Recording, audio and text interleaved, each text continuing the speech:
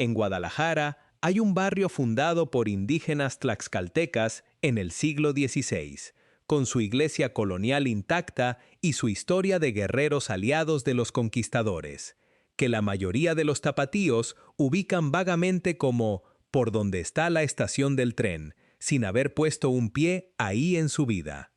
Hay un cañón de 400 metros de profundidad en el borde norte de la ciudad, a 20 minutos del centro histórico, que los habitantes de la metrópolis más importante del occidente de México usan principalmente como referencia geográfica sin bajarlo nunca.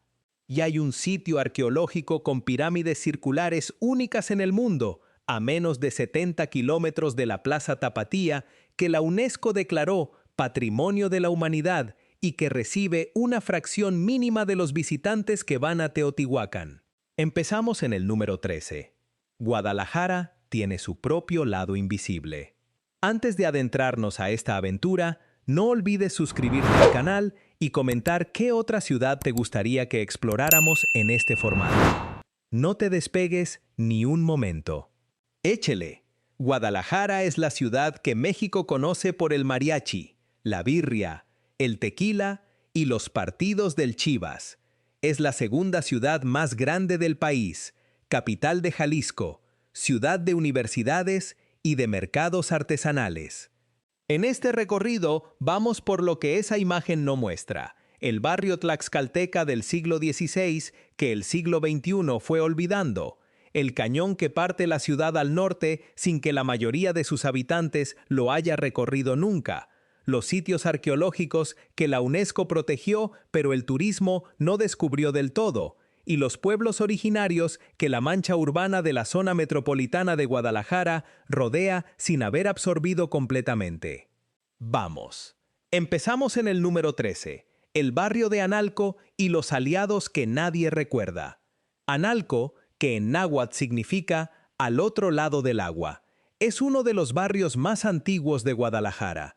Su nombre hace referencia a su posición original en la orilla opuesta del antiguo río San Juan de Dios respecto al asentamiento español inicial de la ciudad. En el siglo XVI, cuando los conquistadores establecían el control sobre el occidente de México y libraban la guerra chichimeca contra los grupos indígenas del norte, los guerreros tlaxcaltecas que los acompañaban como aliados militares fueron instalados en este barrio específico, separado de la población española por el río y organizado según sus propias estructuras comunitarias. El barrio de Analco tiene la iglesia de San Sebastián de Analco, cuya fundación se remonta al período colonial temprano y que es uno de los edificios religiosos más antiguos de la ciudad. No es el más conocido ni el más visitado. La mayoría de los circuitos turísticos del centro histórico de Guadalajara no lo incluyen porque está fuera del perímetro inmediato del Zócalo, la Catedral y el Hospicio Cabañas. El barrio en sí ha tenido décadas de deterioro relativo. Sus edificios no han recibido la misma inversión de restauración que las zonas más visibles del centro histórico, y su población actual es en gran parte de escasos recursos. Hay casonas de adobe del siglo XIX con techos de teja que se inclinan hacia el interior de los patios, calles empedradas que el tráfico ha ido desgastando sin que nadie las reponga completamente y la quietud de un barrio que no recibe turismo ni inversión en los niveles suficientes para que su deterioro se detenga, pero tampoco tiene la cantidad de presión económica que produciría el tipo de gentrificación que ha cambiado otros barrios históricos de las grandes ciudades de México.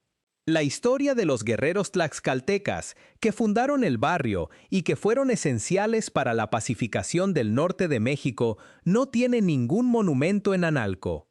El río San Juan de Dios que le dio su nombre fue entubado en el siglo XX y corre hoy debajo de la calzada Independencia, pasando bajo el barrio que lleva en su nombre el recuerdo de una corriente de agua que ya nadie puede ver.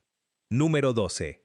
Las 9 esquinas y el corazón del Guadalajara que se fue quedando.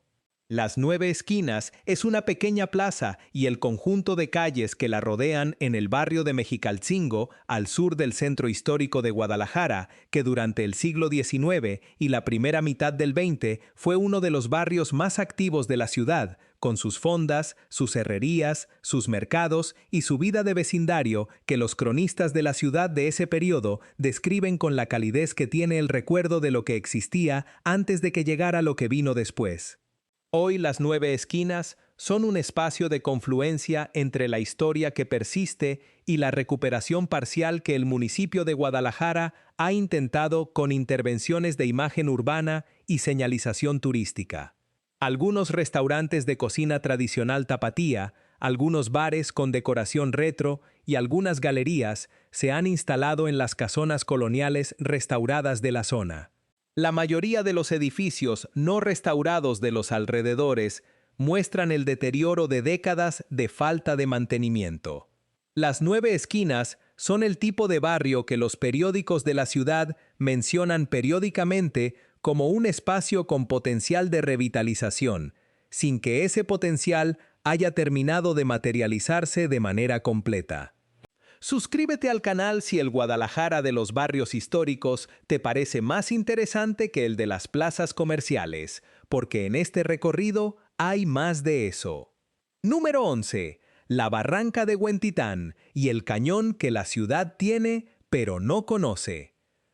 En el extremo norte de la mancha urbana de Guadalajara, donde la ciudad termina y la tierra cae de repente hacia el Río Grande de Santiago, hay un cañón de paredes casi verticales que en algunos puntos alcanza 400 metros de profundidad. La Barranca de Huentitán es una de las formaciones geológicas más dramáticas del occidente de México y tiene la particularidad de estar literalmente en el límite de la segunda ciudad más grande del país. Desde el mirador Dr. Atl, en el borde norte de la ciudad, se puede ver el fondo del cañón con el río corriendo en la oscuridad de abajo y la pared del otro lado de la barranca, cubierta de vegetación tropical que parece estar en otro estado climático completamente diferente del plató donde está Guadalajara. El barrancódromo, el sendero que desciende desde el borde hasta el fondo de la barranca, es una caminata de más de hora y media de bajada por un camino de piedra y tierra que en algunos tramos tiene pendientes considerables, con el calor húmedo que el microclima del cañón produce aumentando conforme se baja. Al fondo hay una temperatura y una vegetación que no corresponden al paisaje de meseta que uno dejó arriba. Hay palmas, hay limoneros silvestres, hay aves que no se ven en la ciudad. El río que corre abajo es el mismo que más adelante se convertirá en el embalse de la presa Santa Rosa. Los tapatíos que hacen el descenso regularmente describen la experiencia de bajar y subir la barranca como una de las más físicamente exigentes y visualmente impactantes que ofrecen los alrededores inmediatos de la ciudad. La proporción de habitantes de Guadalajara que ha bajado la barranca al menos una vez es, según las estimaciones de los guías que operan el sendero, sorprendentemente baja. Número 10. San Cristóbal de la Barranca y el municipio al que no se llega fácilmente. San Cristóbal de la Barranca es un municipio de Jalisco que coexiste geográficamente con la zona metropolitana de Guadalajara sin ser parte de ella en términos de infraestructura ni de dinámica urbana. Su cabecera municipal está al fondo de la Barranca de Huentitán y en las laderas del cañón que la rodea, accesible por una carretera sinuosa que baja desde el plató de Guadalajara a través de curvas pronunciadas, con vistas que en temporada de vegetación alta son extraordinarias y en temporada seca son de roca y tierra. San Cristóbal de la Barranca tiene aproximadamente 6,000 habitantes, una economía de fruticultura, ganadería y comercio local que las pendientes de la barranca hacen peculiarmente adaptada a los cultivos que toleran el calor y la humedad del fondo del cañón. Tiene también la característica de muchos municipios que están en la zona de influencia de una gran ciudad sin beneficiarse de sus servicios en la misma proporción que sus colonias. El tiempo de traslado hasta el sistema de salud de mayor complejidad o hasta la universidad más cercana incluye la carretera sinuosa que hace que la distancia en kilómetros no corresponda a la distancia en tiempo. La barranca que convierte al municipio en un lugar visualmente extraordinario es la misma que complica su integración con el resto de la metrópolis que tiene encima. Número 9. Los Huachimontones y la tradición Teuchitlán que nadie conoce.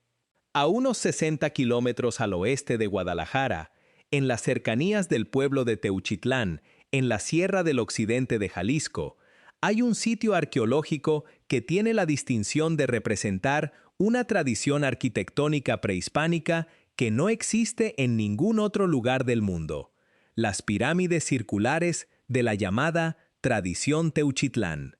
Los huachimontones son pirámides de forma cónica, construidas en capas concéntricas escalonadas, organizadas alrededor de grandes patios circulares, en un patrón que se repite con variaciones en distintos tamaños a lo largo del occidente de Jalisco.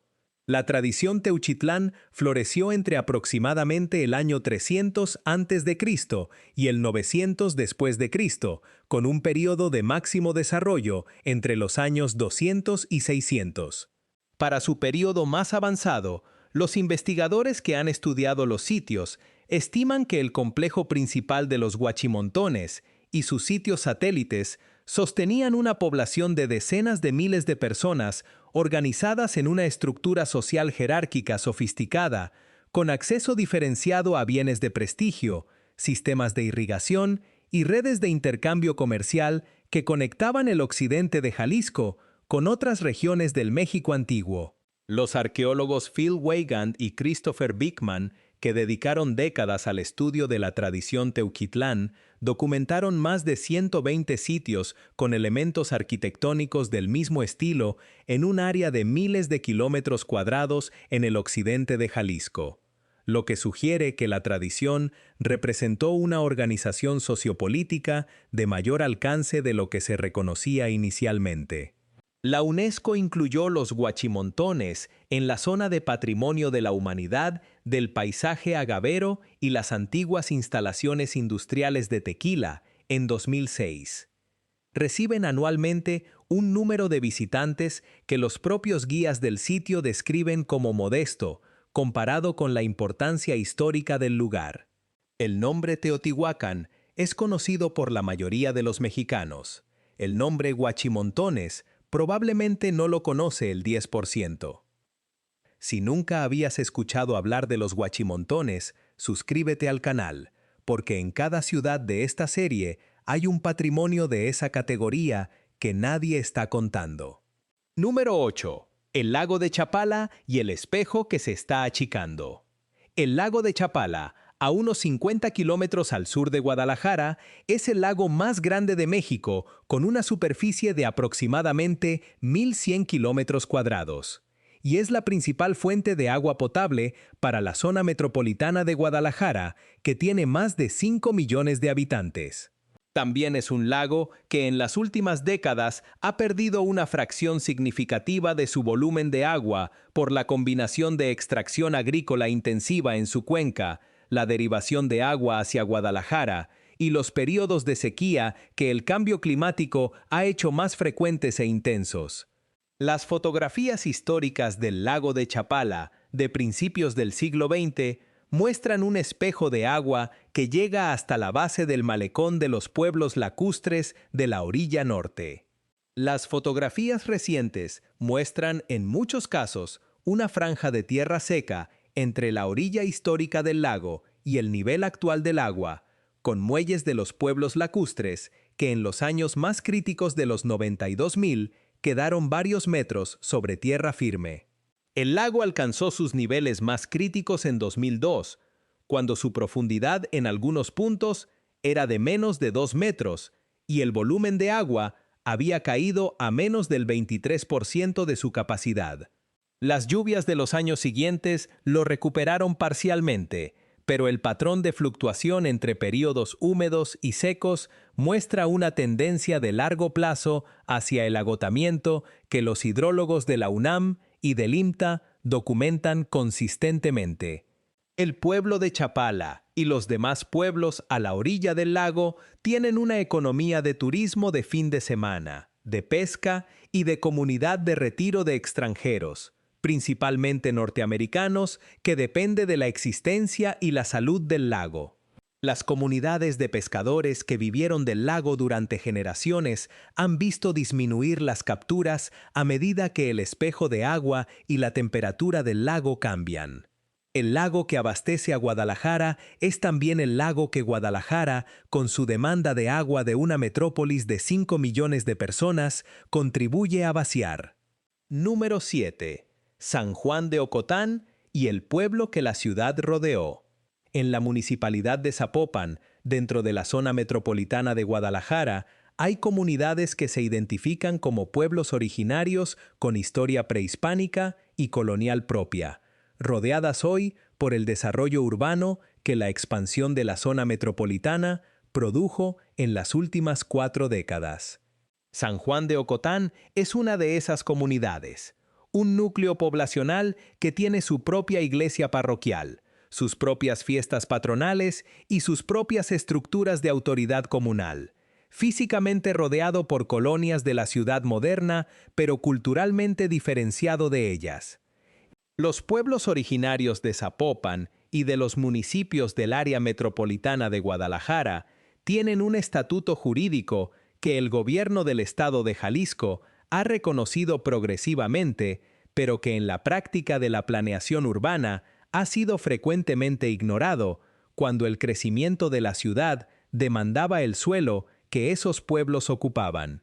Los conflictos entre los derechos territoriales de los pueblos originarios y los intereses del desarrollo inmobiliario en el área metropolitana de Guadalajara son documentados por organizaciones como el IITDH y por investigadores de la UDG que han seguido los casos de comunidades como San Juan de Ocotán y otras en situaciones similares.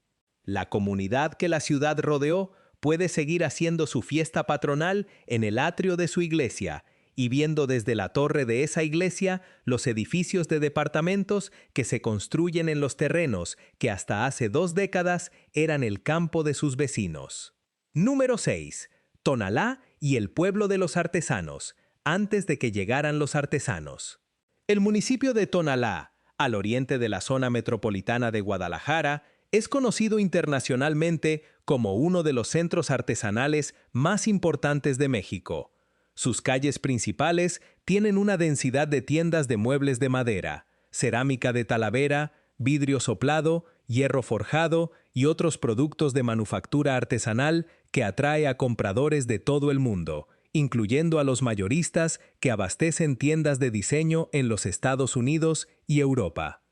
Lo que el turismo artesanal de Tonalá no muestra con la misma claridad es el Tonalá anterior a esa especialización, un pueblo con su propia identidad histórica prehispánica y colonial, con el palacio municipal y la iglesia parroquial que datan de los siglos XVI y XVII, con una plaza central que en las mañanas de martes y jueves se convierte en el tianguis más conocido de la zona, pero que el resto de la semana tiene el ritmo de cualquier plaza municipal de Jalisco.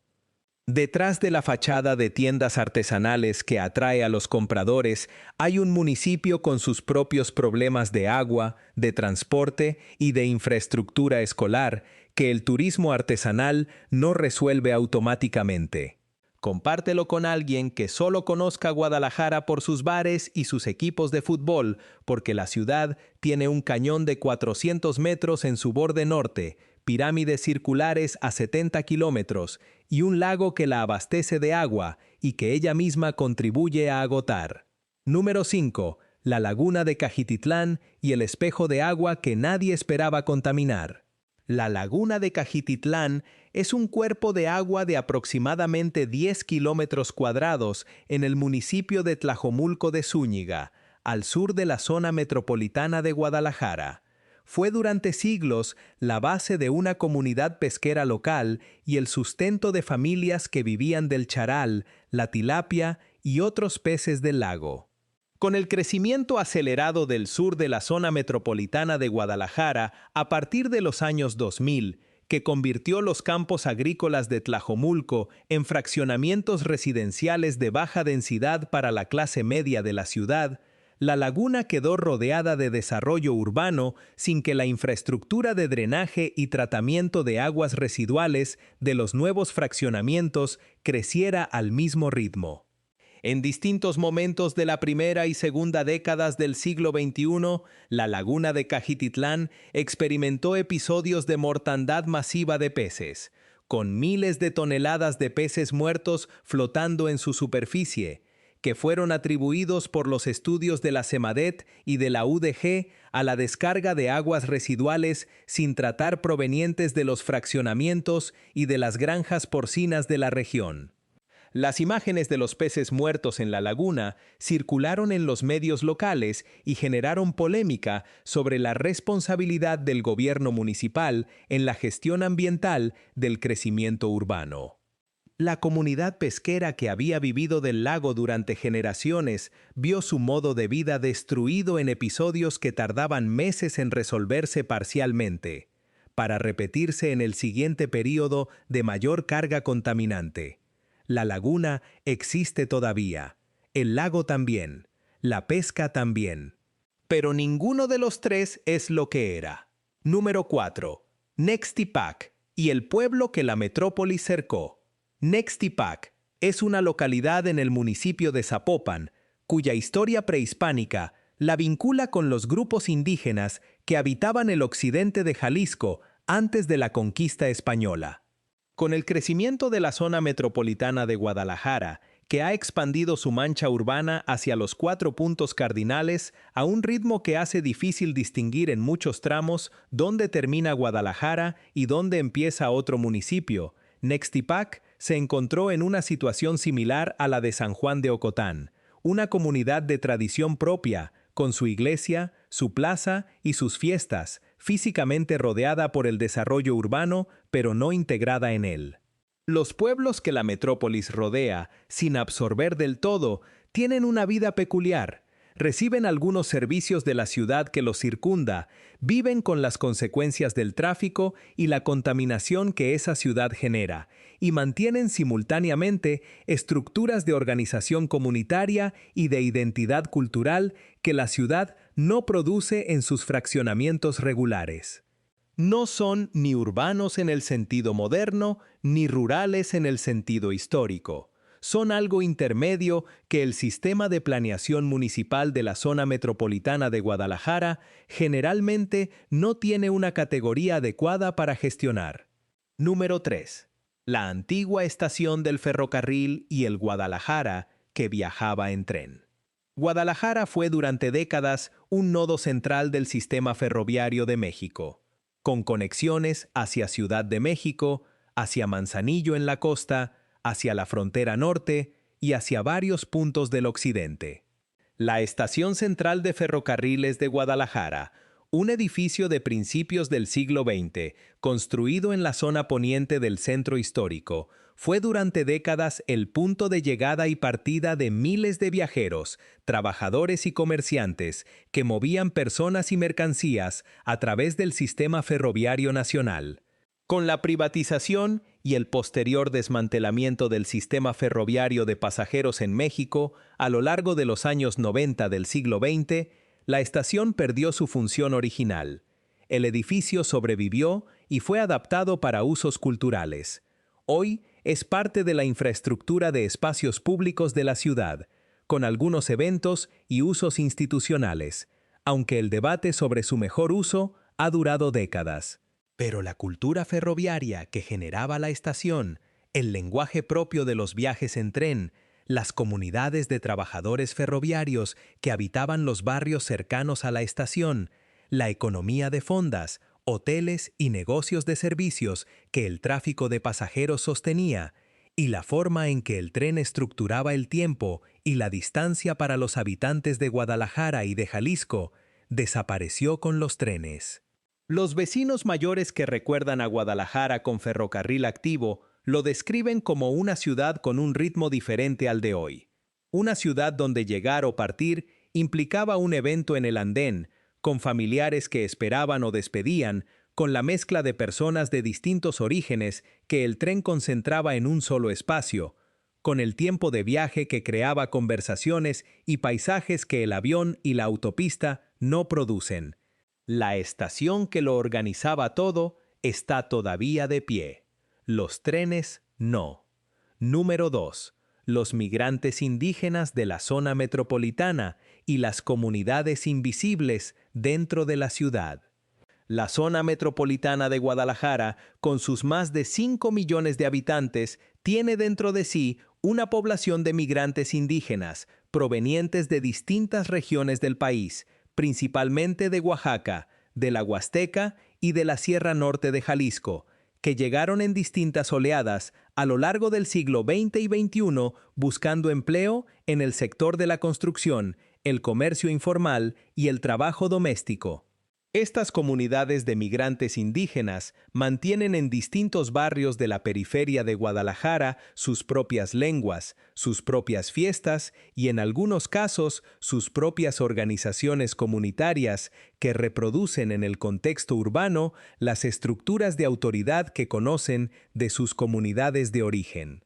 Los Wixárikari de la Sierra Norte de Jalisco, que llegan a Guadalajara a vender sus artesanías en los mercados y en los espacios turísticos de la ciudad, los migrantes zapotecos de Oaxaca, que trabajan en el sector de la construcción en los fraccionamientos del sur de la zona metropolitana, los nahua de la Huasteca, que llegaron a establecerse en algunas colonias de la ciudad, todos forman parte de una Guadalajara que el mariachi y la birria no representan.